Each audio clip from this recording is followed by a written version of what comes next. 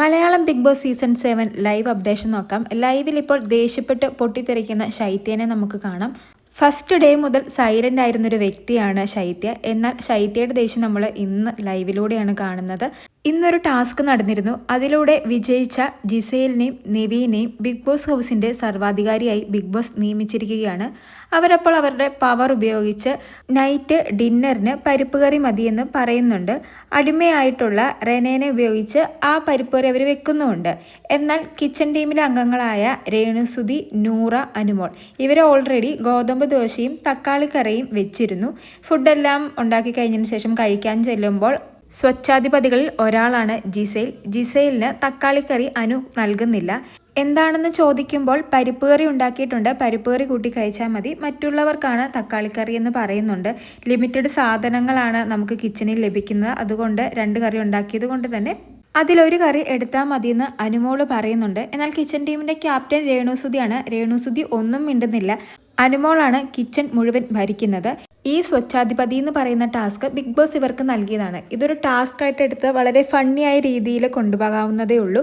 ബാക്കി എല്ലാവരും ഇതൊരു ഫണ്ണായ രീതിയിൽ തന്നെയാണ് കൊണ്ടുപോകുന്നതെങ്കിലും അനുമോളും നൂറയും അത് അങ്ങനെ കൊണ്ടുപോകാൻ ശ്രമിക്കുന്നില്ല. പ്രത്യേകിച്ച് അനുമോൾ അതൊരു പേഴ്സണൽ ഗ്രഡ്ജായിട്ട് തന്നെയാണ് എടുത്തിരിക്കുന്നത്. ഫുഡ് കൊടുക്കാത്തതിനെ തുടർന്ന് വഴക്ക് നടക്കുന്നതിനിടയിലേക്ക് ശൈത്യ വരുന്നുണ്ട്. അപ്പോൾ അക്ബർ പറയുന്നുണ്ട്, ശൈത്യയും ഞങ്ങൾക്ക് ഫുഡ് തരില്ല എന്ന് പറഞ്ഞു എന്ന്. ഫുഡ് തരില്ല എന്ന് ഉദ്ദേശിച്ചത് തക്കാളിക്കറി തരില്ല എന്ന്. അപ്പോൾ ശൈത്യ പറയുന്നുണ്ട്, ഞാനതൊരു തമാശയ്ക്ക് പറഞ്ഞതാണെന്ന്. പക്ഷെ അക്ബർ പറയും, ഇല്ല, നീ സീരിയസ് ആയിട്ട് തന്നെയാണ് പറഞ്ഞത്.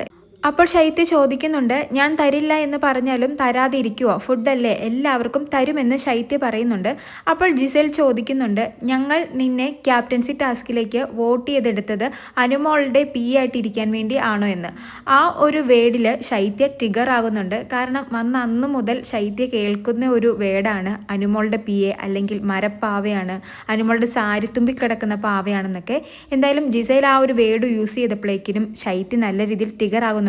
ശൈത്യ അപ്പോൾ തന്നെ പറയുന്നുണ്ട്, എന്നെ ആരും നോമിനേറ്റ് ചെയ്യണ്ട, എന്നെ ക്യാപ്റ്റൻ ആക്കുകയും വേണ്ട, നിങ്ങളെല്ലാവരും എന്നെ എലിമിനേഷനിട്ട് ഔട്ടാക്കിക്കോളൂ, എനിക്കൊരു കുഴപ്പവും ഇല്ലെന്ന് പറഞ്ഞ് വളരെ ദേഷ്യത്തിൽ തന്നെ ബാത്റൂം ഏരിയയിലേക്ക് വരുന്നുണ്ട്. അവിടെ വെച്ചാണ് ശൈത്യയുടെ ദേഷ്യം പുറത്തു കൊണ്ടുവരുന്നത്. ഭിത്തിയിലിടിച്ചും കയ്യിലടിച്ചൊക്കെ ശൈത്യയുടെ ദേഷ്യം കൺട്രോൾ ചെയ്യാൻ ശ്രമിക്കുന്നുണ്ട്. ഈ ഒരു ടാസ്കായി കാണാതെ വ്യക്തിപരമായി എടുത്തിരിക്കുന്നത് അനുമോളാണ്. നല്ല രീതിയിൽ ഫണ്ണായിട്ട് മുന്നോട്ട് കൊണ്ടുപോകാവുന്ന ഒരു ടാസ്ക്കാണിത്. എന്നാൽ ടാസ്ക് തുടങ്ങിയത് മുതൽ അനുമോള് ഓരോ പ്രശ്നം ഉണ്ടാക്കുന്നുണ്ട്. അതുപോലെ തന്നെ കിച്ചൺ ടീമിലുള്ള മറ്റംഗങ്ങളെ മാനിപ്പുലേറ്റ് ചെയ്ത് കൂടെ നിർത്തുന്നുമുണ്ട്. അവസാനം മടുത്തിട്ട് ക്യാപ്റ്റനായ ശരത്ത് അനുമോളെ കിച്ചൺ ടീമിൽ നിന്നും ഷിഫ്റ്റ് ചെയ്യുന്നുണ്ട്. അതിന് പകരം വേറൊരാളെ ആക്കാമെന്ന് പറയുന്നുണ്ട്. എന്നാൽ അനുമോൾക്ക് അതും സമ്മതമല്ല. ബിഗ് ബോസ് പറയാതെ കിച്ചണിൽ നിന്ന് ഇറങ്ങില്ല എന്നാണ് അനുമോൾ ഇപ്പോൾ പറയുന്നത്. എപ്പോൾ ശരത്ത് പറയുന്നുണ്ട്, എങ്കിൽ എല്ലാവർക്കും കൂടി ഫുഡ് ഉണ്ടാക്കുക, അല്ലാതെ കുറച്ച് പേർക്ക് ഫുഡ് ഉണ്ടാക്കും, കുറച്ച് പേർക്ക് ഫുഡ് ഉണ്ടാക്കാതിരിക്കരുത്. എനിക്ക് തലവേദനയാണ്, എനിക്കൊരു അബദ്ധം പറ്റിയതാണ് നിന്നെ കിച്ചൺ ടീമിൽ ഇട്ടത്, ഞാനാണ് നിനക്ക് കിച്ചൺ ടീമിൻ്റെ ജോലി തന്നെങ്കിൽ ഞാനിപ്പോൾ പറയുന്നു നീ കിച്ചൺ ടീമിൽ ഇല്ല എന്ന്.